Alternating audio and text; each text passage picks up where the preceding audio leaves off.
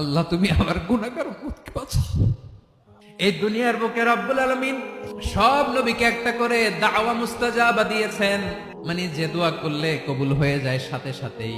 দুনিয়ার সব নবীরা ওই দোয়াটা দুনিয়ায় করে ফেলেছে। বিশ্বনবী বলবেন, আল্লাহ ওই স্পেশাল দোয়াটা দুনিয়াতে করি নাই, আজকে আমি তোমার দরবারে দাঁড়িয়ে কিয়ামতের দিন ওই দোয়াটা করছি। আল্লাহ আমার যে উম্মতের হৃদয়ে যাররা পরিমাণ ঈমান আছে, আমার একটা উম্মতকেও তুমি জাহান্নামে ঢুকাতে পারবা না। বিশ্বনবী পাগলের মতো একবার হাউজে কাউসারে যাবেন, একবার সিরাতে যাবেন, একবার পুলসিরাতের দিকে, একবার হাউজে কাউসারের দিকে পাগলের মতো দৌড়াতে থাকবেন, তার কোন গুনাহগার উম্মত যাতে জাহান্নামে ঢুকে না যায়। উম্মতি বিশ্বনবী আমার জন্য কাঁদবেন, আপনার জন্য কাঁদবেন, আমাদের জন্য সেদিন কেঁদে কেঁদে জাহান্নামের দরজায় দাঁড়িয়ে আমাদেরকে টেনে টেনে জান্নাতে ঢুকাবেন।